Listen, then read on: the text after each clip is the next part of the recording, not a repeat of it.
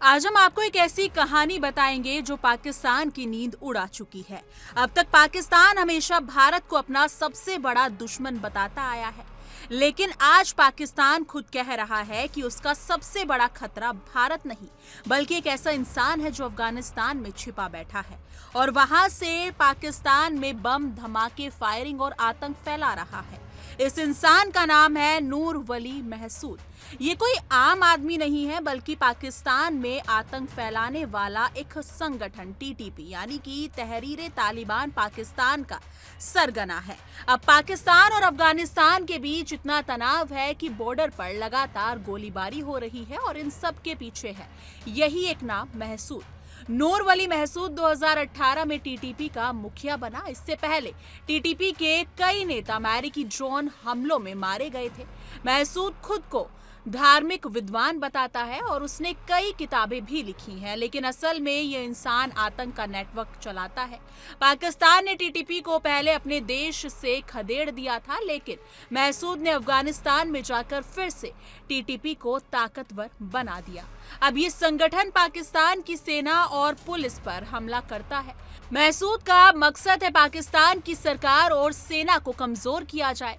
मजे की बात यह है कि वो आम नागरिकों पर हमला नहीं करवाता, क्योंकि उसे पता है कि इससे उसका नाम और बदनाम होगा। उसकी रणनीति ये है कि सेना और पुलिस को ही निशाना बनाया जाए। टीटीपी के हमलों की वजह से पाकिस्तान पूरी तरह से बौखलाया हुआ है। कुछ समय पहले पाकिस्तान ने अफगानिस्तान की राजधानी काबुल में एक हवाई हमला भी किया था।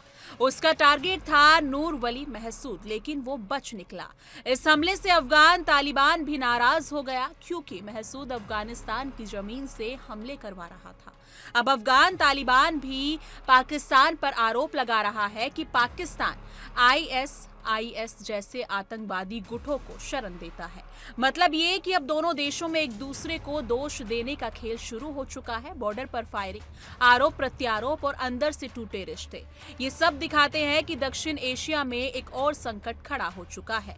महसूद खुद को पश्तून समुदाय का मसीहा बताता है। उसका कहना है कि पाकिस्तान सरकार पश्तून लोगों के साथ अन्याय करती है। महसूद की एक किताब 700 पन्ने की है, जिसमें वो ब्रिटिश राज के खिलाफ जंग हो आज की टीटीपी लड़ाई से जोड़ता है, यानी वो अपने आतंक को आजादी की लड़ाई बताने की कोशिश करता है।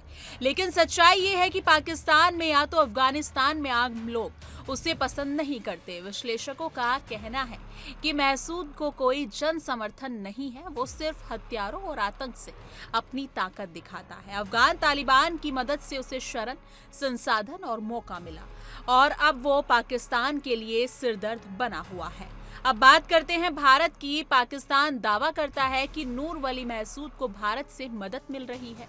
उसका आरोप है कि भारत इसके पीछे है ताकि पाकिस्तान अस्थिर हो, लेकिन भारत सरकार कई बार साफ कर चुकी है वो किसी भी आतंकवादी गतिविधि का समर्थन नहीं करता। भारत खुद आतंकवाद का पीड़ित रहा है और हर तरह की आतंकवादी सोच के खिलाफ है।